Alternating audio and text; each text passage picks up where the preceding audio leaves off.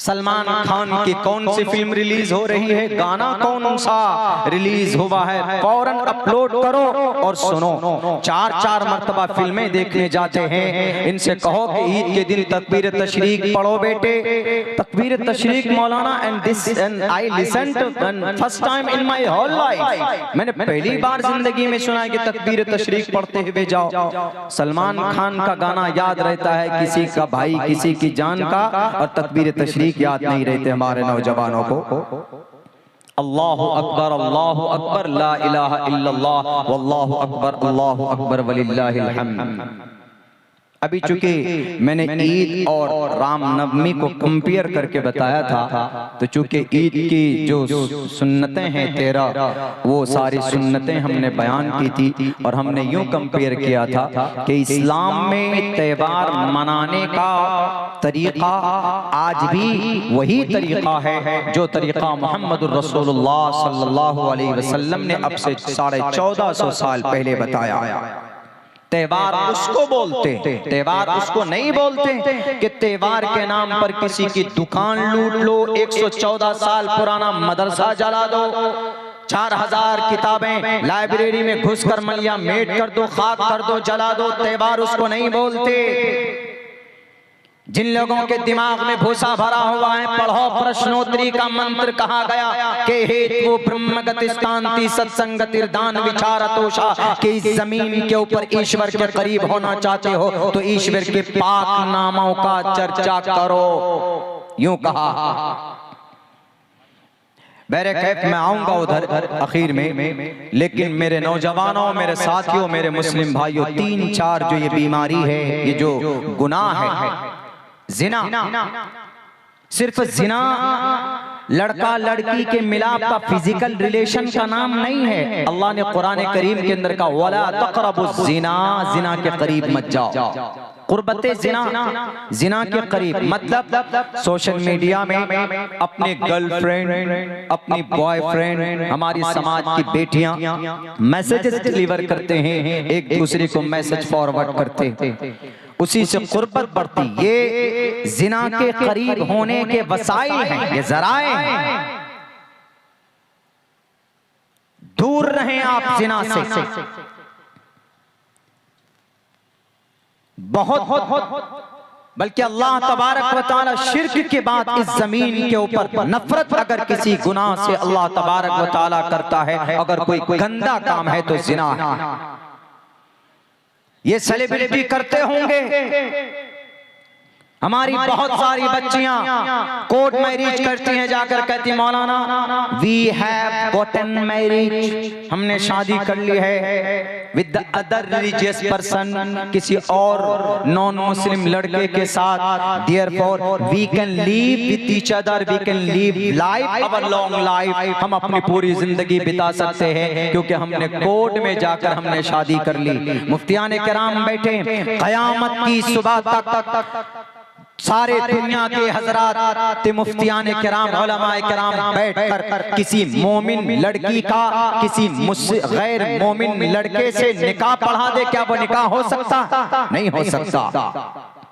हमारे समाज में, आपके समाज में भी बच्चियां मुर्तद हो रही, मैं उसका भी बताऊंगा। एक इनकलाब में कभी आर्टिकल छपा था कुछ दिनों पहले, एक डॉक्टर फारूकी अंसारी साहब का, उन्होंने स्पेशली मेरे पास भेजा और कहा कि मौलाना इसके ऊपर चर्चा कीजिए। आजकल हमारे समाज की बेटियां कोर्ट मैरिज कर कर बोलती हैं कि नहीं मौलाना हमने शादी कर ली है, निकाह हो गया, कोर्ट में जब निकाह हो गया शादी हो गई। वो निकाह नहीं है, वो जस्ट कंप्रोमाइज। उनके जरिए से तुम्हारे कोख से निकलने वाला बच्चा हरामी नस्ल होगा। याद रखो समाज की बेटियों, 2 वजह से हमारी बच्चियां इस दलदल में फंस जाती। वो रिलेशन सबाब का नहीं होगा बल्कि जिना होगा कयामत तक। कुछ तो को एजुकेशन सिस्टम की वजह से कॉलेज में बच्चियां पढ़ रही है मौलाना there is nothing to follow the religious command, the method of the last prophet, Mohammed की जिंदगी के मुताबिक, कुरान के मुताबिक। ठीक है, हम बिलीव करते हैं कुरान और सुन्नत पर, लेकिन जरूरी धर्म को इतना बड़ा आप लोग बना देते हैं। एजुकेशन ले रहे हैं बच्चे यूनिवर्सिटी में, कॉलेजेस में, मखलूत तालीम लेते हैं और वहां पर नाजायज संबंध बनता है और किसी गैर से, अगयार से जाकर शादी करते हैं। या तो लिबरल मखलूत तालीम की वजह से वो बच्चियां मुर्तद हो जाती, या गुर्बत की वजह से वो बच्चियां अगयार से शादी करती है, गुर्बत की वजह से। अभी जो भिवंडी मुंबई का मामला सामने आया, मैं उस वाक़े को आपके सामने रखना चाहता हूं, उसके बाद कंपैरेटिव में आऊंगा, क्योंकि वहां पर भी बहुत बड़ा खुलेआम जिना हो रहा। मेरे भाइयों, मेरे साथियों, 27 साल की एक बेटी भारत के अंदर माली एतबार से सबसे स्ट्रॉन्ग शहर मुंबई भिवंडी में, वो शादी के लिए एप्लीकेशन डालती है कोर्ट में, उसका लॉयर कबूल करता है, शादी उनका दोनों की कानूनी एतबार से कोर्ट मैरिज करवा देता। 1 महीने तक प्रोसेस है ये, 1 महीने तक एप्लीकेशन कोर्ट मैरिज के बाहर लगी रहती है, ताकि अगर गार्जियन को कोई एतराज करना हो तो वो एतराज करें कि ये बच्ची हमारी गलत कदम उठा रही है, हम इनके माँ बाप हैं, हम एक्शन लेना चाहते हैं। 1 महीने तक किसी वकील ने देखा कि ये तो मुस्लिम बच्ची है, जय कुमार से, हिंदू लड़के से कैसे शादी कर रही है बच्ची। तो उन्होंने क्या कहा कि पास के किसी तंजीम या किसी दानिश्वर को फोन किया कि आपके करीब की एक बच्ची है, उसका नाम फला है, मुस्लिम है वो बच्ची, उस बच्ची ने किसी और गैर के साथ निकाह किया है, यहाँ पर कोर्ट मैरिज की है, आइए आप कोई कानूनी कार्रवाई कीजिए। आप लोग कहाँ सो रहे हैं, सिर्फ तकरीरें करते हैं आप लोग, सिर्फ जलसा कर रहे हैं, जमीनी सतह पर कुछ नहीं है, आकर देखिए। गए वो, जाकर देखा कि यकीनन एप्लीकेशन है।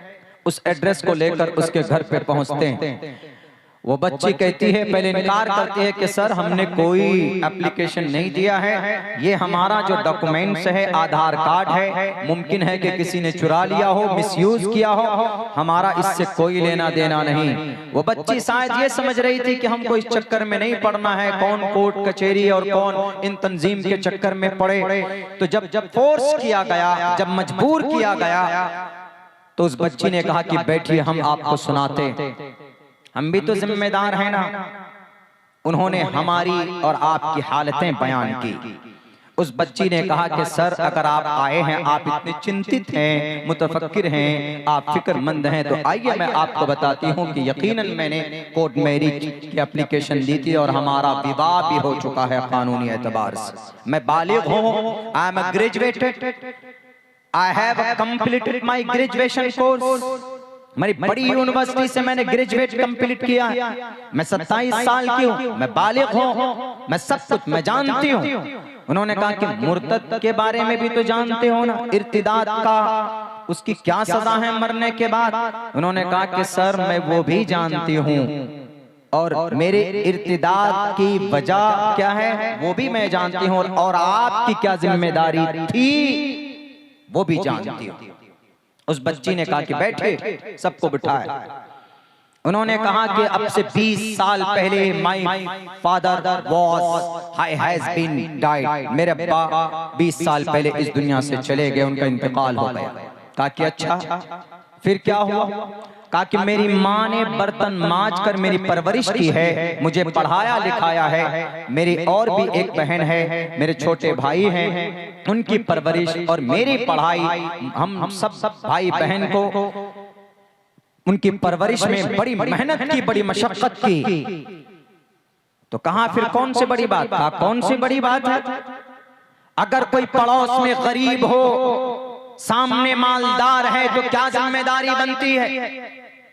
आप तंजीम के मालिक हैं, आप कौम के लीडर माने जाते हैं, आप कौम के सदर हैं, आप सेक्रेटरी हैं, आप अध्यक्ष हैं, आप एमपी हैं, आप एमएलए हैं, क्या जिम्मेदारी बनती? जिम्मेदारी ये बनती है कि अगर कोई गरीब है, मेरे अब्बा का इंतकाल हुआ, मेरी माँ ने कैसे मेहनत करके हम लोगों को पढ़ाया, कभी कभी ईद में तो हमारे पड़ोस के लोग खुशियां मनाते, कपड़े पहनते, हमारे पास मीठा खाने के लिए पैसा नहीं हुआ करता था।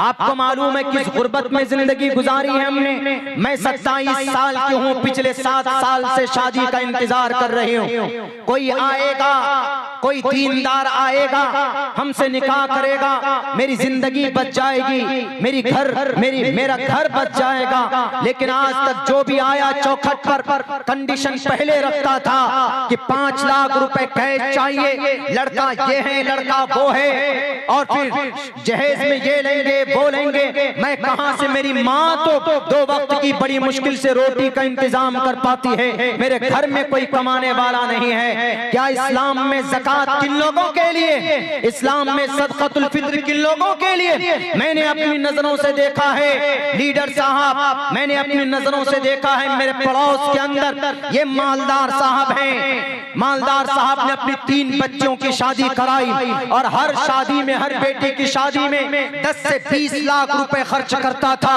क्या अगर 5 लाख रुपए मुझे दे देता तो हमारी शादी नहीं हो सकती थी? लेकिन नहीं, अपनी बेटी की शादी शान से करता है, शरीयत के खिलाफ करता है और कोई उनको कहने वाला नहीं होता है। जरा बताइए तो क्या करूं इस वक्त में? 7 साल से इंतजार कर रही हूं मैं अपने घर बसाने के, और जिस लड़के को आप कहते हैं कि वो गैर मोमिन लड़का है, जो तरीका मुसलमानों को इख्तियार करना चाहिए, जो हमदर्दी मुस्लिम नौजवानों को दिखाना चाहिए, वो एक गैर मुस्लिम लड़का होकर पिछले 10 साल से हमारे घर की देखभाल करता है। पैसों की जरूरत पड़े तो मेहनत करके ला कर देता है, मेरी माँ की दवाई का इंतजाम करता है। मैं जानती हूँ इस बात को, मुझे पता है कि मैं मरूंगी तो जहन्नम जाऊंगी हमेशा के लिए, लेकिन मैं इस बात को भी जानती हूँ कि अगर मैंने इस लड़के का साथ छोड़ दिया तो मेरी जो छोटी बच्ची ये कलकत्ता की सड़कों पर और जनाब मुंबई की उन चौराहे के ऊपर अपनी इज्जत बेचने पर मजबूर होगी, और मेरे माँ हाथ में कटोरा लेकर भीख मांगने पर मजबूर होगी। मैंने सोचा मरने के बाद रब पूछेगा क्यों तुमने अपने ईमान का सौदा किया? मैं कहूंगा कि अल्लाह गुर्बत की वजह से। अल्लाह तबारक व तआला पूछेगा तो क्या हुआ? अल्लाह तबारक व तआला से कहूंगी कल क़यामत में कि अल्लाह अपनी बहन की इज्जत को बचाने के लिए मैंने ये कदम उठाया और मुझे ये सौदा सस्ता लगा, इसलिए मैंने अपने ईमान का सौदा किया गैर के साथ। मेरे भाइयों, होश में आने की जरूरत है। आज की आपकी बच्चियां मुर्तद होती हैं तो उनके पीछे क्या हाल है आप नहीं कोशिश करते जानने के लिए। गोश्त, मांस, मटन खाकर धुत रहते हैं। आज मुसलमानों पर जुल्म तशद्दुद होता है तो कोई आवाज बुलंद करने वाला नहीं। 114 साल पुराना मदरसा जला दिया जाता है, मदरसे के ताल्लुक से केस बुक नहीं होता। 4000 किताबें जला दी जाती है, उन किताबों के लिए कोई कंपनसेशन का मुतालबा नहीं करता। इन लोगों से जो कुर्सी इख्तिदार पर बैठे हैं, क्या इस देश के वासी नहीं हैं हम?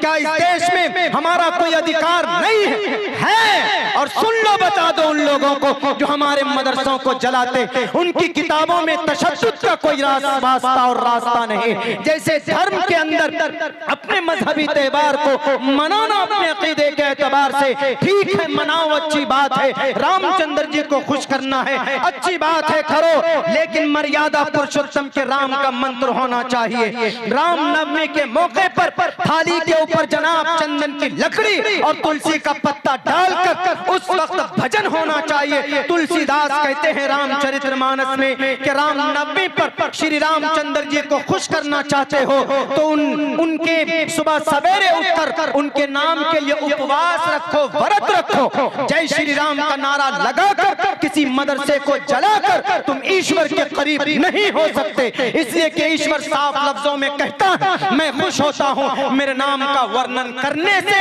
किसी की दुकान, किसी मदरसे को जलाने की वजह से मैं खुश नहीं होता। लेकिन जिम्मेदार कौन? वी आर रिस्पॉन्सिबल, हम जिम्मेदार हैं। क्यों? हम एक्ट नहीं करते। बस बच्चियां मुर्तद हुई जी, कितनी बच्ची? 17 बच्ची मुर्तद हो गई। किस लिए? मौलाना बड़ा दुख का मकाम है, 17 बच्चियां मुर्तद हो गई। अरे क्यों हुई मुर्तद? कभी गए उनके घर पे? क्या मामला है? हम लोग नहीं जाते, हम लोग फिक्रमंद नहीं होते। क्या आपके पूरे भागलपुर में मिसाल के तौर पर अगर 5 लाख मुसलमान है, अगर एक दिन में 1 रुपए जमा करेगा तो क्या एक दिन में 5 लाख रुपए जमा नहीं होंगे? 30 दिन के अंदर ये पैसा 50 लाख करोड़ों तक नहीं पहुंचेगा? 1 साल के अंदर अरबों रुपए तक ये पैसा नहीं पहुंचेगा? 1 रुपए कौन करे? कोई नहीं। अगयार से सबक लेने की जरूरत है। आज हम आरएसएस को गाली देते, वीएचपी को गाली देते कि नहीं वीएचपी ने ये शरीयत के ताल्लुक से ये बात कही, आरएसएस हमको मिटाने पे तुले। हम खुद मिट रहे हैं जनाब। नमाज पढ़ने के लिए कौन मना किया? आरएसएस वाले ने मना किया कि नमाज मत पढ़ो। मेरे सामने गाड़ी रोकने वाला वो नौजवान इतना बदकिरदार कैसे हो सकता है? शराब पीकर नशे में धुत होकर अपनी जवानी को कैसे बर्दाश्त कर सकते हमारे नौजवान? जब तुम्हारा गुनाह बढ़ता है, जब कौम की नाफरमानी बढ़ती है, तो अल्लाह तबारक व तआला जालिम बादशाह को मुसल्लत करता है। याद रखो, दूसरों को कोसने से पहले अपने अंदर सुधार की कोशिश करो, तब्दीली के लिए कुछ मेहनत करो। इन्नल्लाह ला युगय्यिरु मा बिकौमिन हत्ता युगय्यिरु मा बिअनफुसिहिम। जब तक नहीं हरकत करोगे तो जिंदगी के अंदर, लाइफ के अंदर, समाज के अंदर, मुआशरे के अंदर तब्दीली नहीं पैदा हो सकती।